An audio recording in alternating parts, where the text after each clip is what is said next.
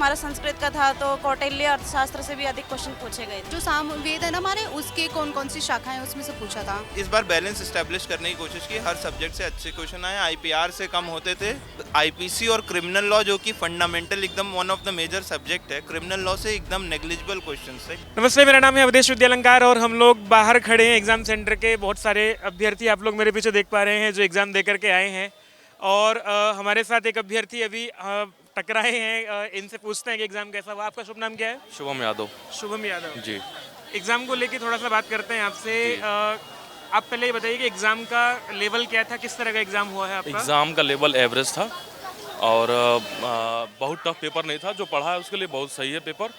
Paper 1 थोड़ा सा tough था लेकिन पेपर 2 इजी था। अच्छा, जैसे पेपर 1 का एनालिसिस तो हम देख ही रहे हैं, रोज यूट्यूब पे आप लोग देखते हैं, हमारे चैनल पर देखते होंगे। जी जी। तो जो पेपर 1 के क्वेश्चन आ रहे हैं पिछले दिनों में वो रिपीट हुए हैं? नहीं, रिपीट नहीं हुए, थोड़ा चेंजेस आए हैं। थोड़ा चेंजेस आए हैं। चेंजेस आए थोड़ा सा बता सकते हैं किस किस विषय से किस तरह के प्रश्न आए हैं? नहीं, हायर जैसे एजुकेशन से क्या कुछ प्रश्न रहे हैं? जैसे पेपर में अभी मैथ्स सोच के क्वेश्चन ज़्यादा आए थे इस बार।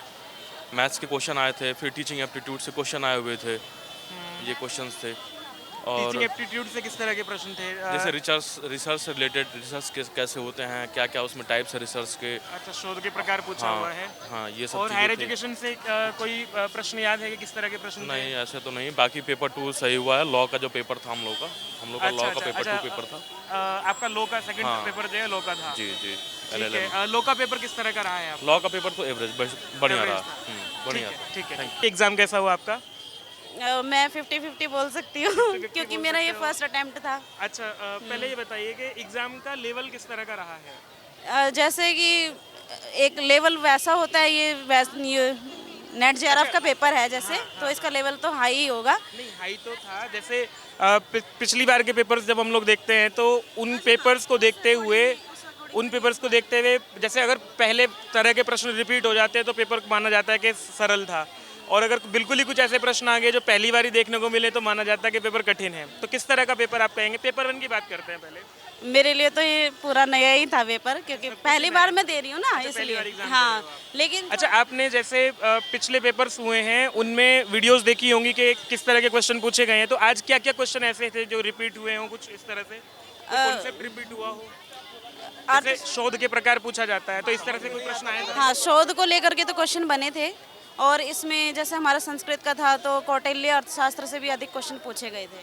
अर्थशास्त्र से क्या क्या प्रश्न थे आपके? अच्छा, चलो ठीक है। अर्थशास्त्र से कितने प्रश्न बने थे? लगभग 5 प्रश्न तो बने थे। अर्थशास्त्र से 5 प्रश्न लगभग बने थे। और अर्थशास्त्र से 5 प्रश्न बने। ठीक है, ठीक है। और मनुस्मृति से कुछ प्रश्न बताओ। हाँ जी, हाँ जी, 2-3 उसके भी थे। 2-3 मनुस्मृति से बने। और याज्ञवल्क्य स्मृति जैसे पूछा जाता है, 2 याज्ञवल्क्य से बने। 10 प्रश्न जो है आपके सीधे सीधे बने। अभिलेख से कोई प्रश्न याद है? अभिलेख से प्रश्न पूछे थे? अभिलेख से प्रश्न नहीं आए? अच्छा, ठीक है, कोई बात नहीं। और जैसे हम लोग देखते हैं वैदिक साहित्य में पूछा जाता है कि कौन से वेद से कौन से ब्राह्मण, कौन से आरण्य, कौन सा उपनिषद है, ये प्रश्न आए थे? आए थे। ये वाले इस तरह के प्रश्न थे। तो पेपर तो फिर बहुत ज़्यादा कठिन नहीं कहा जा सकता सेकंड पेपर वाला तो। पढ़ते नहीं, उनके लिए तो कठिन ही होगा ना। अच्छा, व्याकरण के कितने प्रश्न थे लगभग, कुछ याद है तो? व्याकरण के आप आ कितने जाइए, आपसे बात करें। व्याकरण के कितने क्वेश्चन थे? 4-5 थे। 4-5 प्रश्न व्याकरण से। अच्छा, दर्शन से किस तरह के प्रश्न पूछे थे? दर्शन से जो है जैसे बौद्ध धर्म है, पहले प्रश्न आते थे कि किसकी कौन सी पुस्तक है, बौद्धों के कितने संप्रदाय हैं, इस तरह से जो पैसे प्रश्न पूछे थे, तो इस तरह के प्रश्न थे कुछ? हाँ, अभी दिमाग में आ रहा है कि हाँ, ऐसे भी क्वेश्चन थे। चलिए ठीक है। तो आप किस तरह का पेपर कहना चाहोगे कि जैसे जो पहली बार दे रहा है उसके लिए कठिन पेपर है वो? हाँ जी, बिल्कुल है। बिल्कुल है, अच्छी तैयारी के साथ ये पेपर अटेंड करना चाहिए, मैं सोचती हूँ। हमारे साथ एक अभ्यर्थी और हैं, इनसे पूछते हैं कैसा पेपर हुआ है। क्या नाम है आपका? विशाखा पमार। विशाखा जी। कैसा पेपर हुआ आपका? पेपर अगर फर्स्ट टाइम से देखिए, फर्स्ट टाइम जो बच्चे एग्जाम दे रहे हैं अपना, उसके लेवल का तो ठीक ठीक है, लेकिन जिन्होंने कई बार दे चुका है उनके हिसाब से मुझे लगा थोड़ा इजी है पेपर। कौटिल्य अर्थशास्त्र के 4 से 5 क्वेश्चन थे, याज्ञवल्क्य स्मृति के 1-2 क्वेश्चन है, अभिलेख का सिर्फ 1 क्वेश्चन था। और जो हमारा बौद्ध और जैन लगा हुआ है ना, उसमें से जो बौद्ध का प्रश्न था वो काफ़ी डीप से क्वेश्चन पूछा हुआ था, जो उनके निकाय है और जो अभिधम पिटक है वहाँ के ऑप्शन थे मतलब। जी जी। और दर्शन से सांख्य कारिका, वेदांत सार से कोई प्रश्न? वेदांत सार के क्वेश्चन थे 2-3, और सांख्य कारिका के 2 से 3 क्वेश्चन थे, शायद 2 क्वेश्चन थे सांख्य कारिका के। और हमारा था वाक्य पदियम से 1 क्वेश्चन था, उसमें से अरेंज करने थे, सारे अरेंज करने वाले थे। जैसे अच्छा, किस तरह से प्रश्न बने? मिलान वाले प्रश्न ज़्यादा बने हैं क्या? मिलान, हाँ 4 से 5 क्वेश्चन तो मिलान वाले थे और कुछ थे ऑप्शन बेस्ड कि आपको ए और बी में से मतलब जो मैचिंग होता है। दो को मिला करके ए और बी होगा या बी ए सी होगा, इस तरह के प्रश्न ज़्यादा थे। और व्याकरण से सामान्य प्रश्न पूछे थे या कुछ सूत्रों से ज़्यादा प्रश्न पूछे हुए थे? हाँ वैसे मैं व्याकरण की नहीं हूँ, मैं साहित्य की हूँ। साहित्य में तो मैंने सारे ठीक करे हैं और जो व्याकरण के हैं उसमें से आत्मनेपद का पूछा था शायद। अच्छा, धातुरूप कुछ पूछा हुआ था। और हमारे थे इसके व्याकरण में से क्षत्रिय प्रत्यय के कुछ पूछा था। शस्त्री प्रत्यय लगा करके क्या रूप बन रहा है, ठीक है। और मैं अगर बात करूं कि हमारा वैदिक वांग्मय में जैसे पाश्चात्य जो विद्वान हैं उनकी कुछ पुस्तकें पूछी जाती हैं, भारतीय विद्वान हैं उनकी पुस्तकें पूछी जाती हैं, तो उनमें से कुछ प्रश्न था कुछ इस तरह से? जो वैदिक वांग्मय में था उसमें था कि जो साम वेद है ना हमारे, उसके कौन कौन सी शाखाएं हैं उसमें से पूछा था। और काव्य शास्त्र जो पाश्चात्य हैं उसका नाम पूछा था कि इनमें से कौन से, जैसे एक क्रोचे हो गया और एक लोनजाइस हो गया, इन दोनों का ऑप्शन था एक। और अर्थ संग्रह से जैसे विधियां पूछे जाती हैं या धर्म के विषय में पूछा जाता है? कथन से थे, स्टेटमेंट वाले क्वेश्चन थे कि समिधो यजति है, कि अगर ये वाला ठीक है तो समिधो यजति प्रयाजराज होते हैं, अनुयाज होते हैं, दर्शमोर मास से, ये वाला क्वेश्चन था उसमें।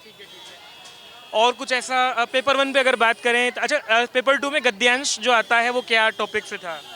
जो गद्यांश फर्स्ट था शायद वो लक्ष्मी वाला था, शुभनाश उपदेश का, मैं कंफर्म नहीं हूँ क्योंकि इसमें ऐसी ही सारी उपमाएं थी। और जो सेकंड था, सेकंड वाला मुझे याद तो आ रहा है अभी कहाँ से था।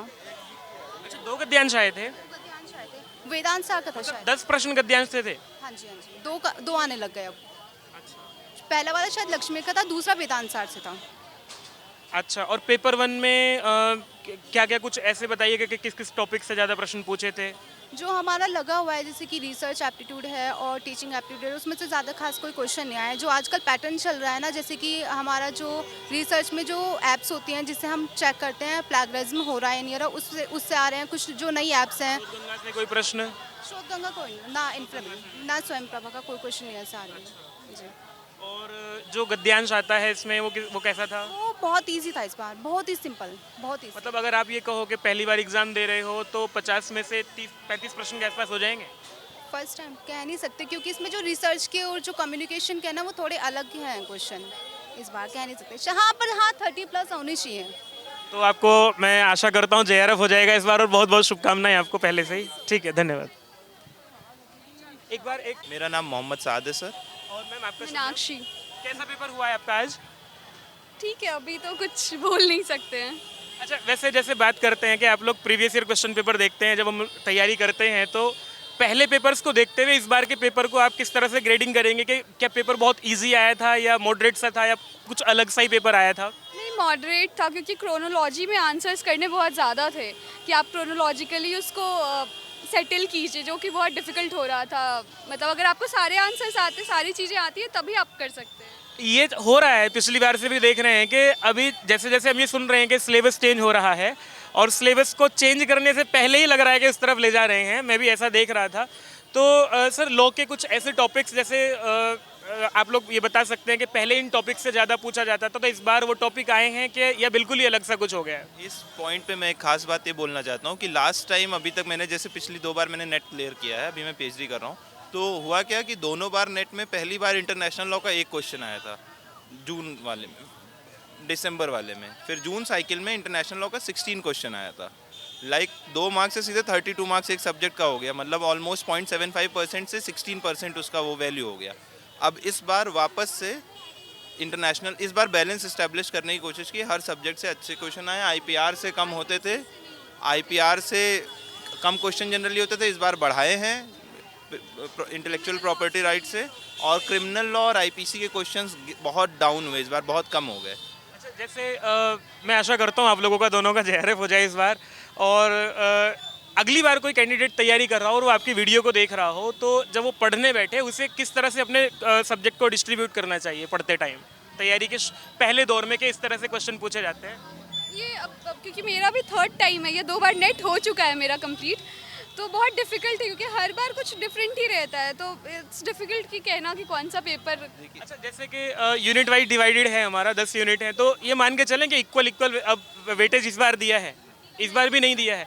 पिछली बार जैसे आप बता रहे हो कि 2 से सीधा 16 क्वेश्चन पहुंचा दिए थे, कुछ इस तरह से किसी टॉपिक से हुआ इस बार? इस बार आईपीसी और क्रिमिनल लॉ जो कि फंडामेंटल एकदम one of the major subject है, क्रिमिनल लॉ से एकदम नेग्लिजिबल क्वेश्चन से, कम क्वेश्चन से, and we were fine by it because हम इंटरनेशनल लॉ ओरिएंटेड स्टडीज़ करते हैं, तो हमारे लिए तो ठीक था। बट जो जुडिशरी वगैरह की प्रिपरेशन कर रहे हैं उनका एम होता है कि सीआरपीसी प्रोसीजरल लॉ तो नहीं होता, बट आईपीसी और एविडेंस, इन सब सब्जेक्ट से थोड़ा ज़्यादा क्वेश्चन हो। एविडेंस जो मतलब बेसिकली सब्सटैंटिव लॉ का पार्ट है वो ज़्यादा हो, बट जो 3-4 मेजर सब्जेक्ट्स हैं जिसमें वो मुझे लगता है क्वेश्चंस कम थे थोड़ा। और ये एक तरह से ठीक भी प्रोसेस है बिकॉज इससे होलिस्टिक अप्रोच है, पेपर अच्छा हो जाएगा बट लोगों को प्रिपरेशन में थोड़ी डिफ़िकल्टी होगी। अच्छा, इस बार ऐसा कह सकते हैं कोई टॉपिक के ये टॉपिक बहुत ही ज़्यादा हार्ड पूछा था या ये टॉपिक बहुत इजी पूछा था? वो तो केस लॉज थे, सारे केस लॉज की क्रोनोलॉजी, मतलब आपको ईयर्स याद करने हैं सारे केस लॉज के, कौन से केसेस कब आए। तो ये तो केवल रटने वाला काम ज़्यादा हो गया है। हाँ एग्जैक्टली, और वो क्रोनोलॉजी में सजाना है कि कौन से पहले आए, फिर उसके बाद कौन आए, फिर उसके बाद कौन आए। इसमें दो एस्पेक्ट है, या तो आप कह सकते हैं रटने की प्रक्रिया और बढ़ रही है, या तो होलिस्टिक नॉलेज होनी चाहिए। जैसे एक प्रिंसिपल से रिलेटेड चारों लॉ हैं, रिलेटेड केस लॉ हैं चारों, लेकिन वो प्रिंसिपल आपको उसके वजूद जहाँ से वो शुरू हुआ है अब तक का क्या प्रोग्रेस हुआ है। केस लॉज, कोई केस लॉ 1886 का है, कोई 1940 का है, तो आपको तभी याद होगा जब आप उसको क्रोनोलॉजी में कनेक्टेड पूरा थ्योरी याद है, तो वो एक होता है ना टच एंड गो वाला सीन नहीं रह गया, आपको पूरा प्रोसेस प्रैक्टिस से होता है। जब आप प्रैक्टिस कर रहे होते हैं तब ये होता है कि आपको सारे केस जो है बिल्कुल इस तरह से याद हो जाते हैं, या फिर रटना पड़ेगा, इस तरह का पेपर हो गया है। आपके यहाँ पैराग्राफ होता है? जी पैराग्राफ पैराग्राफ जैसे किसी किसी सब्जेक्ट में 2 पैराग्राफ हैं, आपके यहाँ 2 पैराग्राफ? 2 पैराग्राफ थे, बहुत इजी पैराग्राफ थे, बहुत ही बेसिक्स थे, मतलब वो 10 थे टोटल मार्क्स, वो सबको 10 क्वेश्चंस मिलने चाहिए 20 मार्क्स। अगर वो नहीं मिल रहे हैं, जिसको 20 में 20 नहीं मिल रहे हैं, वो जेआरएफ नहीं पा सकता। आपसे जो है पेपर 1 को लेके थोड़ी सी बात करते हैं। आप लोगों के लिए पेपर 1 बहुत इजी लगा होगा आप लोगों को, तो ऐसा नहीं है? इस बार थोड़ा सा इम्प्रूव किया था उन्होंने लेवल, और थोड़ा सा और एक लेवल अप किया है पेपर 1 को। स्पेशली उसमें जो वो डेसिमल रिलेटेड कुछ क्वेश्चंस, 5 क्वेश्चंस का एक सेट आया था towards the end, specially me from who is not from a maths background, he felt a difficulty in doing those question.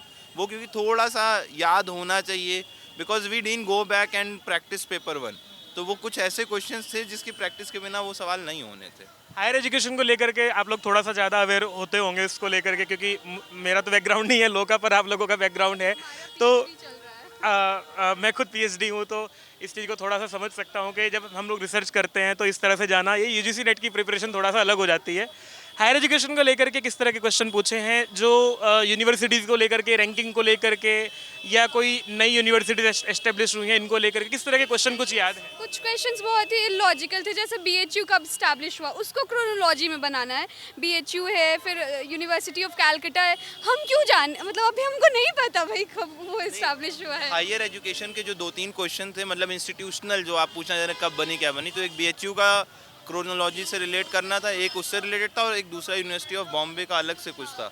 हाँ, 2 क्वेश्चन थे जो यूनिवर्सिटी के हिस्ट्री एस्पेक्ट से पूछा था हायर एजुकेशन में। रिसर्च को लेकर के रिसर्च टाइप्स ऑफ रिसर्च कुछ इस तरह से कुछ? रिसर्च पे एक क्वेश्चन था, टेबल ऑफ कंटेंट जो बनती है उसकी वो किस तरह होती है, पहले क्या आता है क्रोनोलॉजी में, बाद में क्या आता है, उस पे एक क्वेश्चन था। अच्छा, थीसिस का जो, ठीक है। साइटेशन भी था, हाँ, एक एक साइटेशन का APA question, citation APA citation था। हाँ, एक एपीए साइटेशन था रिसर्च में, और एक रिसर्च मेथोडोलॉजी में वो मतलब उसको टेबल ऑफ वो जो होता है पूरा प्रोसेस, क्या बोलते हैं उसको, ऑर्गेनाइज करने को, तो 4 दे के उसको बोला था क्रोनोलॉजी में लगाइए आप। और ये जैसे सिम्पोजियम होता है, सेमिनार होता है, या फिर ये जो अभी प्रोग्राम्स चल रहे हैं हायर एजुकेशन को लेकर के, जैसे शोध गंगा से कोई प्रश्न हो, या अभी जो है जितने भी एनआईओएस से कुछ इस तरह से पूछा हुआ है। क्वेश्चन इस पे था, जैसे चैट जीपीटी का ज़माना है, तो ये ऐप बेस्ड एक क्वेश्चन ज़रूर था कि आप प्लेजरिज्म चेक करने के लिए किन ऐप्स का यूज़ करते हैं, टर्निटिन, बेंडले, और आई, एक तीसरा 4th ऑप्शन जो था आई से था, आई ऑथेंटिकेट, और एक और ऑप्शन था जिसको जो मुझे याद नहीं, जिसको छोड़ के मैंने तीनों चूज़ किया है। हाँ, तो जो तीनों चूज़ किया वो मुझे याद है। एक क्वेश्चन रिसर्च से रिलेटेड ये था कि आप कौन सा ऐप यूज़ करते हैं प्लेजरिज्म। देखो, ये बहुत अच्छा आप लोगों के लिए भी रहेगा जो लोग इस वीडियो को देख रहे होंगे, क्योंकि जब ऐसे जानकार लोग मिलते हैं जो रिसर्च कर रहे हैं और उन्हें एक एग्ज़ाम को भी एनालिसिस करना आता है, तो आप लोगों के लिए ये वीडियो बहुत हेल्पफुल रहा होगा। मैं आशा करता हूँ। आप लोगों का बहुत बहुत धन्यवाद।